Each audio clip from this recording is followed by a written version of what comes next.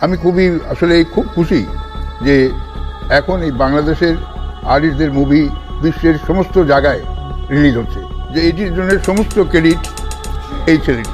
Wow, দর্শক শুনলে আপনার চোখ কপালে উঠবে। এক সময়ের সারা জাগানো খলনায়ক আহমেদ শরীফ এবার শুধু নিউ ইয়র্ক থেকে শাকিব খানের প্রশংসায় পঞ্চমুখ। বলাই যায় বাংলাদেশের সিনেমা ইন্ডাস্ট্রি নিয়ে তার এমন ভিডিও বার্তা সবাইকে অবাক করেছে।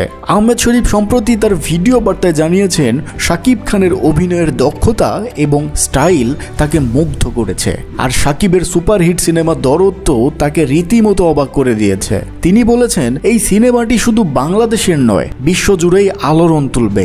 আহমেদ শরীফের মতে শাকিবের এই বহুমুখী প্রতিভা এই বাংলায় কেউ দাবাতে পারবে না। তিনি আরো যোগ করেছেন বাংলাদেশের সিনেমার এত বড় উন্নতি দেখে তিনি গর্বিত।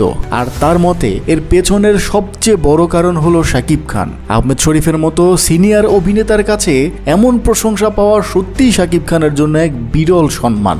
দর্শক তো বলুন, শাকিব খানের এমন সাফল্যের গল্প আপনাদের কেমন লাগলো? নিশ্চয় গর্ব হচ্ছে, তাই না? আপনার মতামত কমেন্টে জানাতে ভুলবেন না। আর এমনই দারুণ খবর পেতে আমাদের চ্যানেলটি সাবস্ক্রাইব করুন এখনই।